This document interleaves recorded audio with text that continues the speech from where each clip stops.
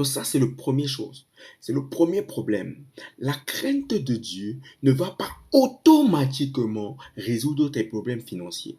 La crainte de Dieu, le fait d'être assidu à l'église, à tous les enseignements, de dire Amen 3 fois, de sceller par des acclamations, ne vont pas obligatoirement résoudre tes problèmes financiers et matériels.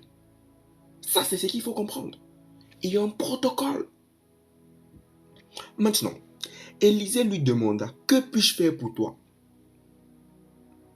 Dis-moi ce que tu as dans ta maison. Que puis-je faire pour toi? Vous savez, lorsqu'on s'approche de Dieu, il faut être ponctuel et savoir ce qu'on veut. Je vous ai dit que je vais enseigner, on va mettre la casquette prophétique et le coaching, on va mélanger, afin que vous soyez bénis. Lorsqu'on s'approche de Dieu, il faut savoir ce qu'on veut. Il faut sortir des dogmes et de la religion avec des paroles selon lesquelles Dieu lui-même sait ce dont j'ai besoin. Dieu voit, il voit ta situation.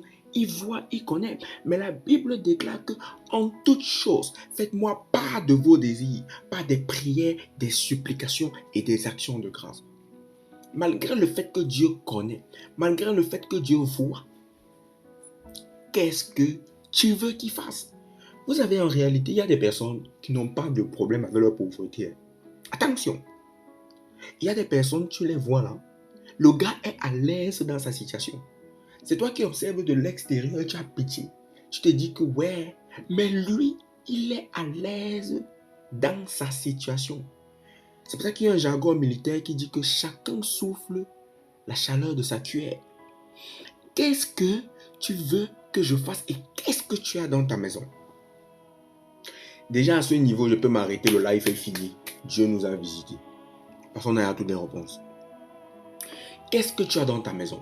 Ce qu'il faut comprendre, c'est que la maison n'est pas seulement un édifice bâti avec des matériaux, du ciment, du béton, des toiles de verre avec des toitures. Non, ce n'est pas ça seulement la maison. Si tu t'arrêtes à ça, tu n'as pas compris totalement le verset. Et pendant que je préparais, le Saint-Esprit m'a fait comprendre que nous, les êtres humains, nous sommes des esprits qui habitons dans un corps et qui possédons une âme. Donc, ton corps, c'est ta maison aussi. Qu'est-ce que tu as dans ta maison? Tu as ton esprit. Qu'est-ce qu'il y a dans ton esprit?